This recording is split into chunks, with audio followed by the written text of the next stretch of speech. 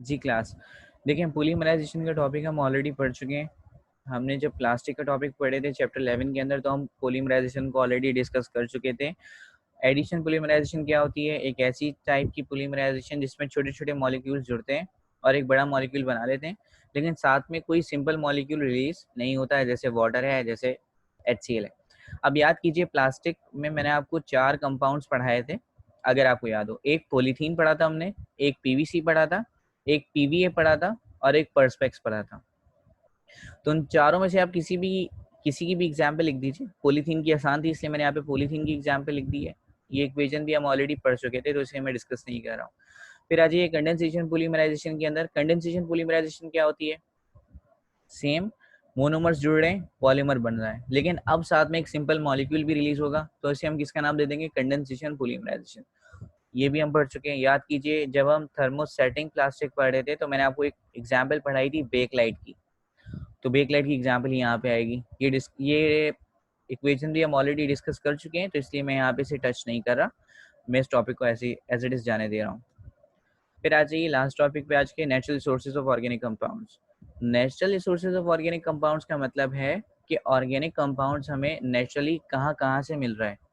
Organic compounds हमें कहाँ कहाँ से मिलता है, वो सारी प्रॉपर्टीज हमें डिस्कस करनी है, या वो सारी लोकेशंस हमें डिस्कस करनी है, या कौन कौन से कंपाउंड्स हमें मिलते हैं जिनसे हम ऑर्गेनिक कंपाउंड हासिल कर सकते हैं, हमें उन्हें डिस्कस करना है। जैसे प्लांट से हमें बहुत सारे ऑर्गेनिक कंपाउंड्स मिलते हैं, हमें एनिमल से बहुत सारे ऑर्गेनिक कंपाउंड्स मिलते हैं। नेचुरल गैस हम सुई गैस को कहते हैं। कोल, ठीक है, कोयला कह लीजिए आप इसे, उससे हमें बहुत सारे ऑर्गेनिक कंपाउंड्स मिलते हैं। और पेट्रोलियम, उससे भी हमें ऑर्गेनिक कंपाउंड्स मिलते हैं। तो एक एक करके हम इसे डिस्कस करें। प्लांट से हमें कौन कौन से ऑर्गेनिक कंपाउंड्स मिलते हैं? देखिए, plants are the natural sources of organic compound such as sugar. Sugar आपको प्लांट से मिलती है, ठीक है। Starch, sir natural gas methane नहीं होती, अभी पढ़ाऊंगा ना आगे। पहले हम प्लांट्स पढ़ लें, फिर हम एनिमल्स पढ़ लें, फिर नेचुरल गैस पे आ रहे हैं। नेचुरल गैस की नेचुरल गैस का एक पार्ट है methane, but not 100% natural gas is compose of methane. Means मैं आपसे कहना चाह रहा हूँ कि ऐसा नहीं है कि नेचुरल गैस में 100% मीथेन होती है। नेचुरल गैस एक मिक्सचर है, उसके अंदर मीथेन भी है, इथेन भी है, प्रोपेन भी है, ब्यूटेन भी है, नाइट्रोजन भी है और कार्बन डाइऑक्साइड भी है, ठीक है। मानिए इसके अलावा भी इसमें बहुत सारे कंपाउंड्स हैं। तो नेचुरल गैस के अंदर मेनली मीथेन होती है, लेकिन 100% नहीं होती, 94.6% होती है। वो भी आगे हम डिस्कस करते हैं। खैर, तो प्लांट आपके पास नेचुरल सोर्स है ऑर्गेनिक कंपाउंड्स का। कौन कौन से कंपाउंड्स हमें मिल रहे हैं प्लांट से? तो प्लांट से हमें शुगर मिलती है, स्टार्च मिलती है। स्टार्च हमें पोटैटो से मिल रही होती है। आप देखते हैं जब आप आलू को पानी में डाल देते हैं तो वो पानी वाइट हो जाता है, मिल्की हो जाता है। इस तरह से चावलों को भी आप पानी में डाल देते हैं तो वो पानी जो है वो मिल्की हो जाता है, तो वो स्टार्च की वजह से होता है। स्टार्च एक केमिकल होता है वाइट कलर का। फिर सेल्यूलोज, आपको पता है कि प्लांट की जो सेल वॉल होती है वो सेल्यूलोज से मिलकर बनी होती है, तो सेल्यूलोज भी एक ऑर्गेनिक कंपाउंड है। वेजिटेबल ऑयल, वेजिटेबल ऑयल के अंदर आपके पास क्या कहते हैं, सरसों का तेल आ जाएगा, एलमंड ऑयल आ जाएगा और बहुत सारे हैं। इसके अलावा नेचुरल फाइबर जैसे कॉटन हो गई। तो ये सारे ऑर्गेनिक कंपाउंड्स और सारे ऑर्गेनिक कंपाउंड्स हमें कहाँ से मिल रहे हैं? प्लांट से मिल रहे हैं। आपने क्या करना है, इन पांचों एग्जाम्पल्स में से कोई भी 2-3 एग्जाम्पल लिख दीजिएगा, उसके बाद ETC लिख दीजिएगा। मैंने यहाँ पे एग्जाम्पल डिस्कस किए हैं, आपको अगर कोई और आसान एग्जाम्पल्स लग रही है तो आप यहाँ पे वो पुट कर दीजिए, बात एक ही है। इसके बाद आप आ जाइए एनिमल्स के ऊपर। एनिमल्स भी नेचुरल सोर्स हैं ऑर्गेनिक कंपाउंड्स के। अब एनिमल से हमें क्या क्या मिलता है? देखिए, आपको पता है जब आप गोश्त खाते हैं तो आपको प्रोटीन मिलती है, प्रोटीन एक ऑर्गेनिक कंपाउंड है, ठीक है। आपको एनिमल की बॉडी से फैट मिलता है, फैट एक ऑर्गेनिक कंपाउंड है। अभी हमने थोड़ी देर पहले पढ़ा, आपको एनिमल के वेस्ट प्रोडक्ट के अंदर या ह्यूमन के यूरिन के अंदर भी आपको एक ऑर्गेनिक कंपाउंड मिलता है जिसे हम कहते हैं यूरिया। तो आपने कोई भी आसान से नेम्स जो आपको आसान लग रहे हैं आप उनके नाम लिख दीजिए, उसके बाद आप ETC लिख दीजिएगा। फिर आ जाइए नेचुरल गैस के ऊपर। नेचुरल गैस है क्या? नेचुरल गैस एक मिक्सचर है low molecular weights of organic compounds का। इसका मतलब क्या है? देखिए, वो आपसे कह रहे हैं कि नेचुरल गैस के अंदर कोई एक चीज नहीं होती, नेचुरल गैस के अंदर बहुत सारी चीजें होती हैं, वो एक मिक्सचर है। और उसके अंदर जितनी भी चीजें हैं उन सबका मॉलिक्यूलर वेट क्या है? कम है। मतलब उसके अंदर जितनी भी गैसेस हैं वो सारी की सारी कम मॉलिक्यूलर वेट की हैं, उन सबका मासेस कम है। तो पहले पॉइंट में वो आपसे कह रहा है it is the mixture of low molecular weights of organic compounds, plus इसके साथ वो आपसे कह रहा है इट इज फाउंड एट सुई। सुई एक जगह का नाम है पाकिस्तान के अंदर, इसलिए इसे हम सुई गैस भी कहते हैं। अब इसके अंदर क्या क्या होता है ये आपने याद करना है। सबसे ज्यादा इसमें मीथेन होती है 94.6%, क्योंकि देखिए 94.6% एक बहुत ज्यादा परसेंटेज है।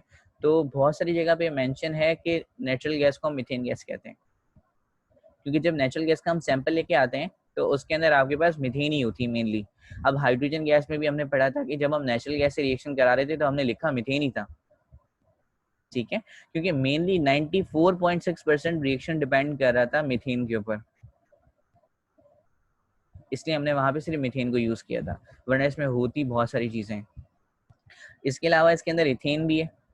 इथेन भी एक ऑर्गेनिक कंपाउंड है जिसके अंदर आपके पास 1.05% इसका पार्ट है। इसी तरह से एक और ऑर्गेनिक कंपाउंड है जिसे हम कहते हैं प्रोपेन। प्रोपेन भी एक गैस है। प्रोपेन का परसेंटेज कितनी है 0.28%। इसी तरह से एक और है जिसे हम कह रहे हैं ब्यूटेन। तो ब्यूटेन के अंदर 0.17% है। इसके अलावा एक और गैस होती है जिसे हम कहते हैं नाइट्रोजन गैस, दैट इज 3.88%। और एक लास्ट है जिसे हम कह रहे हैं कार्बन डाइऑक्साइड 0.02%। अच्छा, याद आपने क्या रखना है, देखें यहाँ पे हमारी बुक की लैकिंग है, हमें सिर्फ ऑर्गेनिक कंपाउंड्स बताने थे, जबकि आपकी बुक ने इनऑर्गेनिक कंपाउंड्स को भी डिस्कस कर दिया है। इसमें से ऑर्गेनिक कंपाउंड्स आपके पास कुछ हैं, जैसे एक ऑर्गेनिक कंपाउंड है आपके पास इसमें से मीथेन। मीथेन एक ऑर्गेनिक कंपाउंड है। इथेन भी ऑर्गेनिक कंपाउंड है। प्रोपेन भी ऑर्गेनिक कंपाउंड है। ब्यूटेन भी ऑर्गेनिक कंपाउंड है, जबकि नाइट्रोजन और कार्बन डाइऑक्साइड आपके पास एक ऑर्गेनिक कंपाउंड्स नहीं है। तो इसे हमने मेंशन नहीं करना चाहिए था, लेकिन हमारी बुक में लिखा हुआ है इसलिए मैंने मजबूरी यहाँ पे मेंशन कर दिया है। तो नेचुरल गैस से आपको ये चार चीजें मिलती हैं, क्योंकि ज्यादा क्वांटिटी में आपको मीथेन ही मिल रही होती है, तो ये मेजरली सोर्स है मीथेन का। तो जब भी आप किसी चीज का नेचुरल गैस से रिएक्शन करवाते हैं तो समझ लीजिए कि मीथेन ही रिएक्ट कर रही है। अच्छा, अब मीथेन, इथेन, प्रोपेन, ब्यूटेन का मतलब क्या होता है ये भी याद रख लीजिए। वैसे मैंने आपको आगे जाके पढ़ाना है, लेकिन आप थोड़ा थोड़ा याद रखें, कोई बात नहीं। लेकिन याद रखिएगा, मीथ का मतलब होता है कार्बन की वैल्यू 1 है। जब भी कार्बन 1 होगा तो आप उसे क्या पढ़ेंगे, मीथ। जब भी कार्बन 2 होंगे तो आप उसे क्या पढ़ेंगे, ईथ। और जब भी कार्बन आपके पास 3 होंगे तो आप उसे क्या पढ़ेंगे, प्रॉप।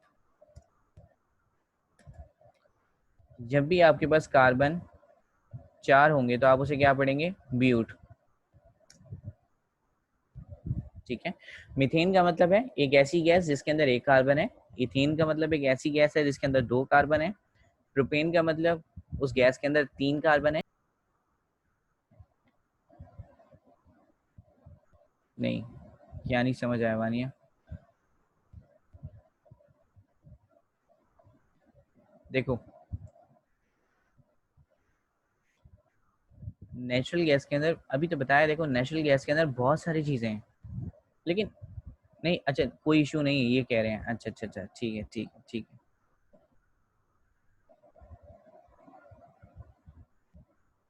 बाकी और भाई, टोटल 6 पार्टिसिपेंट्स हैं, आंसर कितनों ने दिया है, 1 2 3 4 4। बाकी बिस्मा का आंसर नहीं आया अभी तक, सवेरा का आंसर नहीं आया, एलिना का आंसर नहीं आया।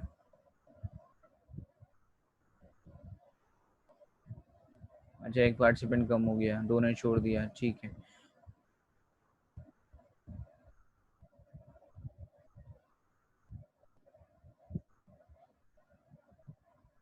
चलो खैर, इसे आगे कंटिन्यू करते हैं, आसान सा काम है, मुश्किल नहीं है। नहीं, ठीक है। परसेंटेजेस आपने याद करनी है, फिर उसके बाद आ जाइए कोल के ऊपर। हमने क्या करना है, हम कोल को जलाते हैं। अच्छा देखिए, कोल की बहुत सारी टाइप्स हैं, ठीक है, लेकिन आपने कौन सा कोल लेना है, बाइटुमिनस कोल लेना है। बाइटुमिनस कोल लेने का मकसद हमारा यहाँ पे यही है, बाइटुमिनस कोल आपको इस दुनिया में सबसे ज़्यादा मिलता है, अबेंडेंट है, ज़्यादा मिल रहा होता है। जब एक चीज़ आपको ज़्यादा मिल रही है तो आप उससे ज़्यादा चीज़ें बना सकते हैं। देखो फॉर एग्जांपल, मैं इंडस्ट्री में एक ऐसा कंपाउंड यूज़ कर रहा हूँ जो मुझे मिलता ही कम है। कोयला बहुत सारी तरह का होता है, ठीक है, लेकिन अगर मैं इंडस्ट्री में उस टाइप का कोयला यूज़ कर रहा हूँ जो कि सिर्फ 10% है, तो आप उससे उतना प्रोडक्ट थोड़ी बना सकते हैं। आपकी लेबर कुछ टाइम बाद फारिग रहेगी, आपकी मशीनरी फारिग रहेगी, तो आपने चॉइस ऐसी करनी है कि जो आपके पास ज़्यादा क्वांटिटी में हो।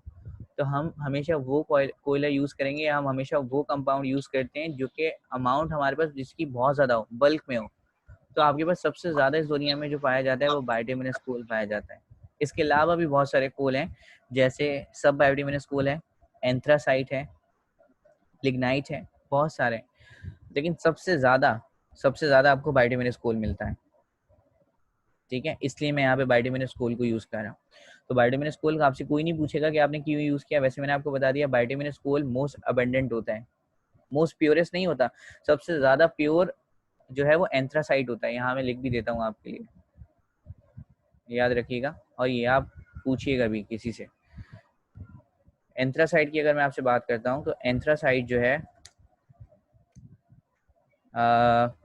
एंथ्रासाइट के अंदर हाई अमाउंट होती है, हाई अमाउंट ऑफ कार्बन होती है, ठीक है। जिसके अंदर जितनी ज़्यादा अमाउंट होती है कार्बन की, वो उतना ही अच्छा कोयला होता है। जबकि सब बाइटुमिनस कोल के अंदर बाइटुमिनस कोल के अंदर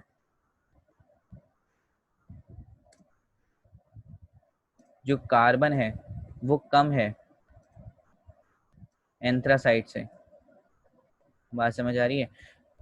एंथ्रासाइट के अंदर ज़्यादा अमाउंट होती है कार्बन की, लेकिन बाइटुमिनस कोल के अंदर कार्बन की अमाउंट कम होती है as compare to anthracite. But हम स्टिल बाइटुमिनस कोल को यूज़ करते हैं, बिकॉज बाइटुमिनस कोल आपके पास क्या है, अबेंडेंट है।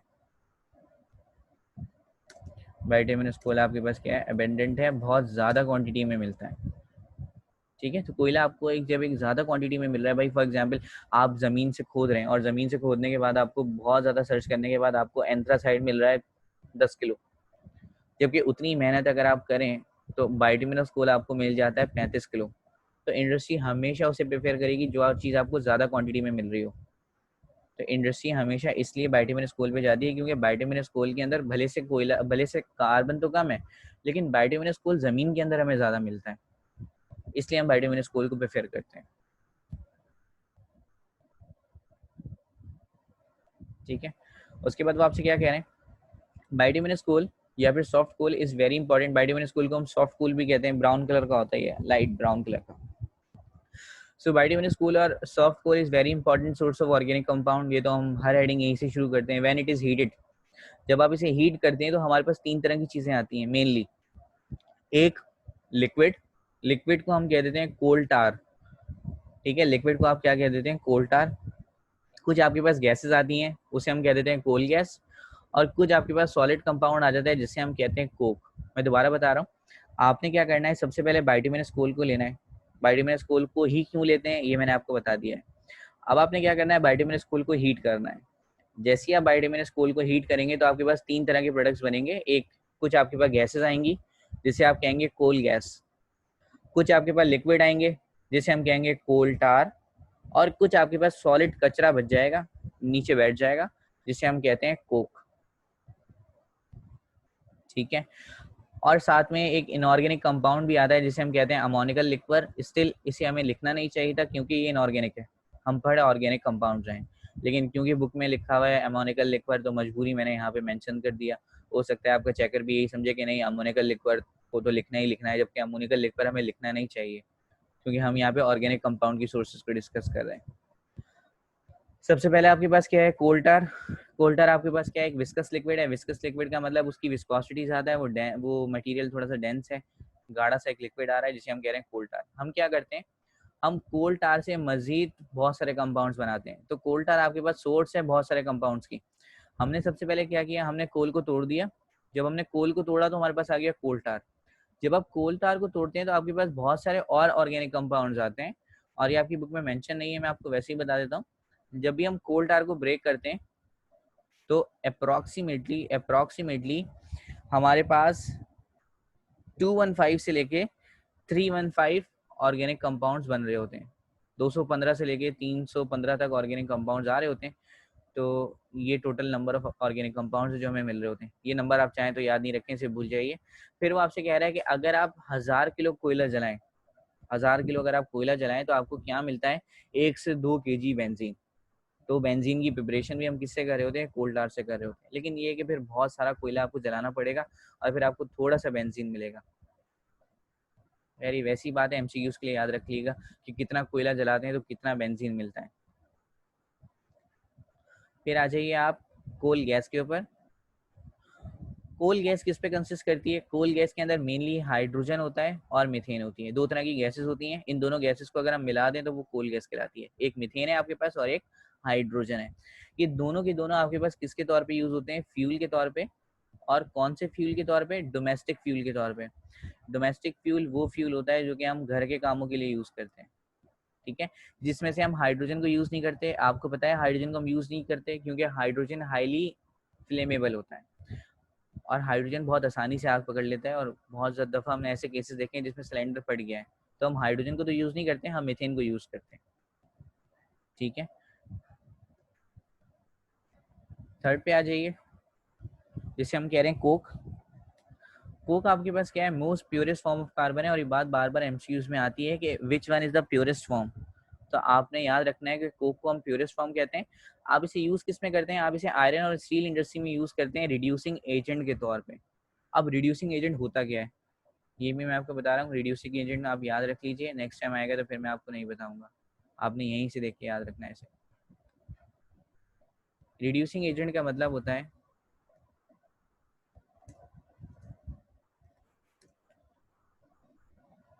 एक ऐसा एजेंट जो कि हाइड्रोजन गेन करवा दे, जो कि हाइड्रोजन को क्या करवाए, गेन। किसी और कंपाउंड के अंदर हाइड्रोजन को ऐड कर दे, चलें ऐसे लिख लें, किसी और कंपाउंड के अंदर हाइड्रोजन को ऐड कर दे। एक ऐसा एजेंट जो कि किसी कंपाउंड में से ऑक्सीजन को रिमूव कर दे,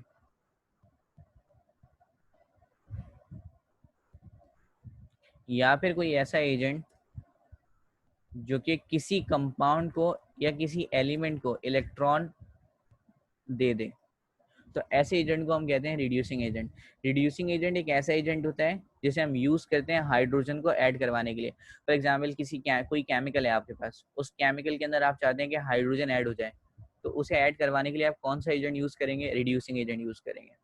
आप चाहते हैं किसी कंपाउंड के अंदर से ऑक्सीजन निकल जाए, ठीक है, तो उस कंपाउंड के अंदर से ऑक्सीजन निकालने के लिए आप कौन सा एजेंट यूज करेंगे, आप रिड्यूसिंग एजेंट यूज करेंगे। आप चाहते हैं कि किसी कंपाउंड के अंदर मैं इलेक्ट्रॉन्स ऐड कर दूं, उस कंपाउंड के अंदर इलेक्ट्रॉन्स कम है, तो आप उसके लिए रिड्यूसिंग एजेंट यूज करेंगे, ठीक है। तो इसे हम यूज करते हैं आयरन और स्टील इंडस्ट्री के अंदर रिड्यूसिंग एजेंट के तौर पे। आयरन और स्टील इंडस्ट्री के अंदर इसका काम क्या होता है, ये हाइड्रोजन को ऐड करवा रहा होता है। बस फिलहाल मैं यहीं तक रख रहा हूँ, मैं पेट्रोलियम नहीं पढ़ा रहा, या मैं कवर करवा दूँ। इसके अलावा अमोनिकल लिक्वर भी है। अमोनिकल लिक्वर एक लिक्विड आता है जिसके अंदर अमोनिया गैस डिजोल्व होती है, ऐसे हम अमोनिकल लिक्वर कहते हैं। ये बेकार सा पॉइंट है, आपने एग्जाम के अंदर भी मेरे हिसाब से तो नहीं लिखना चाहिए, लेकिन बुक में है तो लिख दें। पेट्रोलियम क्या है, पेट्रोलियम एक मिक्सचर है अल्केन्स का। अच्छा, अल्केन्स हम किसे कहते हैं, मैं यहाँ पे मेंशन कर देता हूँ, आप साथ साथ नोट कर लीजिए। अल्केन्स हम किससे कहते हैं, अल्केन्स होते क्या हैं, अल्केन्स हाइड्रोकार्बन होते हैं। क्योंकि अभी ऑर्गेनिक केमिस्ट्री आपने स्टार्ट की है, अभी जितनी भी टर्म्स आपके सामने आ रही हैं वो आपको सारी की सारी नहीं लग रही होंगी, क्योंकि हमने कभी ऑर्गेनिक केमिस्ट्री पढ़ी ही नहीं है। तो आहिस्ता आहिस्ता जब हम एक दो चैप्टर पढ़ लेंगे तो ये सारे नाम आप बार बार सुन चुके होंगे, तो आप इसे यूज टू हो जाएंगे। तो अल्केन एक हाइड्रोकार्बन है जिसके अंदर हमें सिंगल बॉन्ड्स मिलते हैं, ठीक है। अल्कीन क्या है, सेकेंड नेम पे आपके पास अल्कीन लिखा हुआ है। अल्कीन भी एक हाइड्रोकार्बन है, लेकिन अल्कीन के अंदर हमें कम से कम एक डबल बॉन्ड भी मिलेगा। फिर साइक्लो अल्कीन्स क्या होते हैं,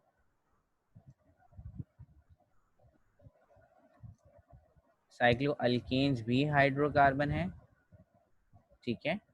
साइक्लो अल्केन्स भी हाइड्रोकार्बन है, और साइक्लो अल्केन्स में हमें सिर्फ सिंगल बॉन्ड मिलते हैं, लेकिन ये रिंग शेप्ड होते हैं। ये क्या होते हैं, रिंग शेप्ड होते हैं। देखें अल्केन और साइक्लो अल्केन में क्या फर्क है, अल्केन आपके पास स्ट्रेट होता है, मैं डायग्राम भी बना देता हूँ। जस्ट सपोज ऐसे समझ लीजिए कि एक कंपाउंड ऐसा है, दैट इज अल्केन। एक कंपाउंड ऐसा है, क्लोज हुआ हुआ है, ये क्या है, ये साइक्लो अल्केन है। या फिर वो कंपाउंड ऐसा है, मतलब उसका एक एंड जो है वो आखिरी, पहला वाला एंड जो है वो आखिरी वाले एंड से जुड़ा हुआ होगा, या वो कंपाउंड आपको ऐसा नजर आ रहा है, कोई ऐसा, ये क्या है, ये एक साइक्लोअल्केन है।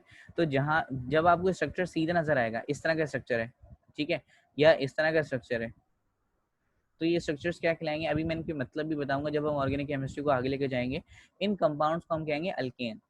लेकिन अगर हम इसे क्लोज कर दें ना, आप क्लोज कैसे भी कर दीजिए, बस ये क्लोज होना चाहिए, तो अब आप इसे कहेंगे साइक्लोअल्केन।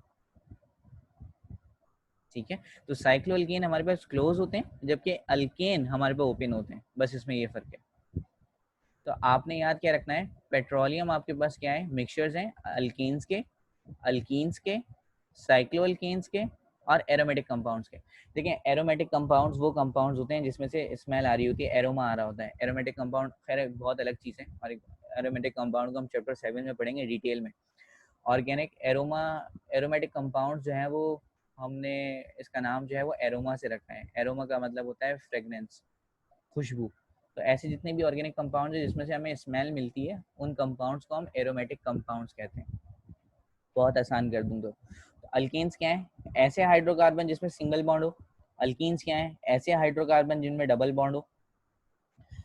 अल्कीन्स क्या है, साइक्लो अल्केन्स क्या है, ऐसे हाइड्रोकार्बन्स जिनके अंदर सिंगल बॉन्ड हो लेकिन वो उनका पहला कार्बन आखिरी वाले कार्बन से जुड़ा हुआ हो। तो वो डिफरेंट शेप्स बना रहे होंगे, कभी स्क्वायर बना रहे होंगे, कभी वो रेक्टेंगल बना रहे होंगे, तो कभी वो ट्राइंगल बना रहे होंगे, कभी वो कोई शेप बना रहे होंगे। और एरोमेटिक कंपाउंड्स क्या है, एरोमेटिक कंपाउंड्स ऐसे कंपाउंड्स होते हैं जिसमें से हमें एरोमा मिल रहा होता है, स्मेल मिल रही होती है, उसे हम एरोमेटिक कंपाउंड्स कहते हैं। ठीक है, इसके अलावा पेट्रोलियम को हम क्रूड ऑयल भी कहते हैं। क्रूड ऑयल हम किसे क्यों कहते हैं, क्योंकि देखें पेट्रोलियम को हम निकालते हैं ज़मीन के अंदर से। पेट्रोलियम हमें चट्टानों से मिलता है। ये जो लिखा हुआ है ना पेट्रो, पेट्रो का मतलब होता है रॉक, या पेट्रा का मतलब होता है रॉक, और जो ओलियम है, ओलियम का मतलब होता है ऑयल। तो ये एक ऐसा ऑयल है जो कि हम चट्टानों से निकालते हैं, उसे हम पेट्रोलियम कहते हैं। तो पेट्रोलियम आप कहाँ से निकाल रहे हैं, ज़मीन से, चट्टानों से निकाल रहे हैं। जब आप किसी भी चीज़ को ज़मीन से निकालते हैं तो याद रखिएगा वो चीज़ प्योर नहीं होती, उसे हमें रिफाइन करना पड़ता है। और हर अनरिफाइंड के लिए हम वर्ड यूज़ कर सकते हैं क्रूड का। भाई एक चीज़ अगर रिफाइंड नहीं है ना, अनरिफाइंड है, तो अनरिफाइंड के लिए हम वर्ड यूज़ करते हैं क्रूड का। क्रूड का मतलब वो चीज़ नेचुरल हो और वो चीज़ रिफाइनिंग पे नहीं गई हो, वो चीज़ प्योर ना हो, दैट इज कॉल्ड क्रूड। फिर हमने करना क्या है, हम इसकी क्या करते हैं, फ्रैक्शनल डिस्टिलेशन। फ्रैक्शनल डिस्टिलेशन मैंने आपको शायद पढ़ाया नहीं है। फ्रैक्शनल डिस्टिलेशन मैं आपको अगली क्लास में बताऊंगा, क्योंकि मुझे इसकी डायग्राम बनानी पड़ेगी। मैं आपको सरसरी बता देता हूँ फ्रैक्शनल डिस्टिलेशन होती क्या है। खैर हमारा अगला टॉपिक ही फ्रैक्शनल डिस्टिलेशन है, तो उसमें मैं आपको पढ़ाऊंगा। फ्रैक्शनल डिस्टिलेशन में हम करते क्या है, हम किसी भी लिक्विड में से उसके कंपोनेंट्स को सेपरेट कर रहे होते हैं on the basis of boiling point. इसे हम कहते हैं फ्रैक्शनल डिस्टिलेशन। दोबारा बता रहा हूँ, फ्रैक्शनल डिस्टिलेशन एक सेपरेशन टेक्निक है जिसमें हम क्या करते हैं, हम अपने कंपाउंड को प्योर कर रहे होते हैं, हम अपने कंपाउंड में से जो चीज़ें हैं वो अलग कर रहे होते हैं on the basis of boiling point. For example उसके अंदर जितनी भी चीज़ें हैं उन सब चीज़ों का बॉइलिंग पॉइंट अलग अलग होगा। कोई ऐसा लिक्विड होगा जिसका बॉइलिंग पॉइंट 50 होगा, वो सबसे पहले अलग हो जाएगा। फिर आहिस्ता आहिस्ता बॉइलिंग आहिस्ता आहिस्ता टेम्परेचर बढ़ेगा, फिर टेम्परेचर चला गया 70 पे, 70 पे कोई कंपाउंड बॉयल हो जाएगा, फिर 80 पे कोई कंपाउंड बॉयल होकर अलग हो जाएगा। तो हम क्या करते हैं, हम एक लिक्विड का मिक्सचर लेते हैं, उस लिक्विड के मिक्सचर को हम हीट करते हैं, और हीट करते में जिसका बॉइलिंग पॉइंट आता रहता है वो लिक्विड अलग होता रहता है। ये टेक्निक कहलाती है फ्रैक्शनल डिस्टिलेशन। जैसे एल्कोहल है, तो जैसे ही टेम्परेचर पहुंचेगा 78.5 पे तो एल्कोहल अलग होना शुरू हो जाएगा। ठीक है, एल्कोहल वेपर बन के अलग हो जाएगा। तो फ्रैक्शनल डिस्टिलेशन ऑफ पेट्रोलियम को हम रिफाइनिंग ऑफ पेट्रोलियम भी कहते हैं। अगली क्लास में हमें रिफाइनिंग ऑफ पेट्रोलियम ही पढ़ना है, तो इसे हम वहाँ पे अच्छे से कवर कर लेंगे। ठीक है, अभी अगर आप कहते हैं तो मैं जल्दी से क्विक रिव्यू कर देता हूँ सिर्फ 5 मिनट में। देखिए हमने अभी तक क्या पढ़ा है, हमने पढ़ा है कि ऑर्गेनिक कंपाउंड्स क्या होते हैं। ऑर्गेनिक कंपाउंड ऐसे कंपाउंड्स को कहते हैं जो कि हमें नेचुरली मिलते थे। ठीक है, और उन कंपाउंड्स के लिए हमें सेल्स रिक्वायर हैं, सेल्स के साथ साथ वो सेल्स अलाइव भी होनी चाहिए, उनकी जिंदगी भी होनी चाहिए। ऐसे कंपाउंड्स को हम कहते हैं ऑर्गेनिक कंपाउंड्स, और ऑर्गेनिक कंपाउंड्स की स्टडी कहलाती है ऑर्गेनिक केमिस्ट्री। फिर हुआ क्या, एक साइंटिस्ट थे जिनका नाम था होलर, हमने सब यही पढ़ा है। होलर ने क्या किया, अमोनियम साइनेट से पहली दफा इन्होंने यूरिया कंपाउंड प्रिपेयर कर लिया, और यूरिया कंपाउंड आपके पास एक ऑर्गेनिक कंपाउंड है, ठीक है। तो यहाँ पे वाइटल फोर्स थ्योरी क्या हो गई, फेल हो गई। वाइटल फोर्स थ्योरी आज तक कभी एग्जाम के अंदर नहीं आई, बस सिर्फ इंट्रोडक्शन था, मैंने पढ़ा दिया, बुक में प्रेजेंट था। तो फिर उसके बाद दूसरा टॉपिक हमने पढ़ा था पॉलीमराइजेशन का। पॉलीमराइजेशन हम ऑलरेडी पहले सब कुछ डिस्कस कर चुके थे, तो मैंने जस्ट इसे गो थ्रू कर लिया। फिर उसके बाद हमारे पास जो अगला टॉपिक था वो था natural resources of organic compounds. हमने पढ़ा था कि natural resources of organic compounds के अंदर हमें वो सारी चीजें डिस्कस करनी है कि कौन कौन से केमिकल्स हैं जिससे हमें ऑर्गेनिक कंपाउंड्स मिल रहे हैं। तो जिसमें से हमें प्लांट्स मिले थे, एनिमल्स मिले थे, नेचुरल गैस मिली थी, कोल मिला था, और पेट्रोलियम मिली थी। प्लांट्स में से हमने कौन कौन से ऑर्गेनिक कंपाउंड्स लिए थे, कोई भी 3 हमें याद रखने थे, जिसमें से हमने एक याद रखा था वेजिटेबल ऑयल, कॉटन हो गया, वेजिटेबल ऑयल हो गई। वैसे तो हमें प्रोटीन भी मिलती है, क्योंकि अगर आप दालों को देखें तो दालों से हमें प्रोटीन मिलती है, और दालें हमारे पास प्लांट से आती हैं। इसके अलावा एनिमल सोर्स से हमें क्या क्या चीज़ें मिल रही थी, एनिमल सोर्स से हमें प्रोटीन मिल रही थी जो हम गोश्त से लेते हैं। इसके अलावा एनिमल सोर्स से हमें फैट मिल रहा था, ठीक है। फिर हम आ गए थे नेचुरल गैस के ऊपर। नेचुरल गैस एक मिक्सचर था low molecular weights of organic compounds का, जिसके अंदर हमारे पास क्या क्या था, मीथेन थी 94.6%, हमारे पास इथेन थी 1.05%, हमारे पास प्रोपेन थी 0.28%, हमारे पास ब्यूटेन थी 0.17%, नाइट्रोजन 3.88% और कार्बन डाइऑक्साइड 0.02%। तो ये सारी परसेंटेजेस आपने याद भी करनी थी। उसके बाद हम आ गए थे कोल के ऊपर। आपने क्या करना है, आपने बाइटुमिनस कोल लेना है। बाइटुमिनस कोल को आप हीट करेंगे तो वो 3 कंपोनेंट्स के अंदर ब्रेक हो जाएगा मेनली, अगर ऑर्गेनिक केमिस्ट्री के लिए यहाँ से देख रहे हैं। एक आपके पास सॉलिड प्रोडक्ट आएगा जिसे हम कहते हैं कोक। तो कोक में आपने 2 पॉइंट्स याद करने थे, एक कोक आपके पास प्योरेस्ट फॉर्म है, और दूसरी बात ये रिड्यूसिंग एजेंट के तौर पे यूज होता है स्टील और आयरन इंडस्ट्री के अंदर। रिड्यूसिंग एजेंट का काम क्या होता है, किसी कंपाउंड के अंदर हाइड्रोजन को ऐड करवा देता है, या फिर किसी कंपाउंड में से ऑक्सीजन को रिमूव कर लेता है, या फिर किसी कंपाउंड के अंदर इलेक्ट्रॉन्स को ऐड करवा देता है। ऐसे एजेंट को हम कहते हैं रिड्यूसिंग एजेंट। इसके अलावा हमारे पास एक लिक्विड कंपाउंड भी बना था, उस लिक्विड कंपाउंड को हम कह रहे थे कोल टार, ठीक है। तो कोल टार को हम दोबारा ब्रेक करते हैं और बहुत सारे कंपाउंड्स मिलते हैं हमारे पास, तकरीबन 315 कंपाउंड्स हमें और मिल रहे होते हैं अकॉर्डिंग हमारे सिलेबस के अकॉर्डिंगली। वैसे तो तकरीबन अगर हम बहुत इसे अच्छे से करें तो हमें 10,000 से ऊपर कंपाउंड्स मिलते हैं फ्रैक्शनल डिस्टिलेशन से कोल की। उनमें से मेन कंपाउंड हमारे पास बेंजीन है, और तकरीबन हमें 100 kg कोल टार लेना है तो हमें 1 से 2 kg बेंजीन मिल जाता है। फिर हमने पढ़ा था कि एक और कंपोनेंट है जो कि हमें गैसेस फॉर्म में मिलती है, और उस गैसेस को हम किसका नाम देते हैं, कोल गैस। उस गैसेस के अंदर मेनली 2 चीजें थी, एक को हम कह रहे थे मीथेन और एक को हम कह रहे थे हाइड्रोजन गैस, जो कि हमारे पास फ्यूल के तौर पे यूज होती हैं। फिर उसके बाद लास्ट में हम आ गए थे पेट्रोलियम पे। पेट्रोलियम हमारे पास एक नेचुरल कंपाउंड है जो कि हमारे पास जमीन से मिल रहा है, चट्टानों से मिल रहा है। होता क्या है इसके अंदर, अल्केन्स होते हैं, अल्कीन्स होते हैं, साइक्लो अल्केन्स होते हैं, या फिर और एरोमेटिक कंपाउंड्स होते हैं। इसके अलावा इसे हम क्रूड ऑयल भी कहते हैं। क्रूड ऑयल क्यों कहते हैं, क्योंकि जब ये हमें जमीन से मिलता है तो ये अनरिफाइंड फॉर्म में होता है, ये प्योर नहीं होता, इसलिए हम इसके लिए क्रूड का वर्ड भी यूज कर सकते हैं। हम इसे क्रूड ऑयल भी कहते हैं, हम इसे रॉक ऑयल भी कहते हैं, हम इसे पेट्रोलियम भी कहते हैं। फिर आपने क्या करना है, आपने इसकी फ्रैक्शनल डिस्टिलेशन करनी है ताकि ये प्योर हो जाए। फ्रैक्शनल डिस्टिलेशन को हम अच्छे से अगली क्लास में डिस्कस करेंगे जितना हमारी सिलेबस के अंदर है। सो फिलहाल आप मुझे यहाँ तक बता दीजिए आपको क्या समझ आया। देखें कुछ चीज़ें हमें याद करनी है, वो हमारी मजबूरी है। कुछ फार्मूलाज हमें याद करने हैं, कुछ कंडीशंस हमें याद करनी है, वो तो आपने करनी है। परसेंटेजेस आपने याद करनी है,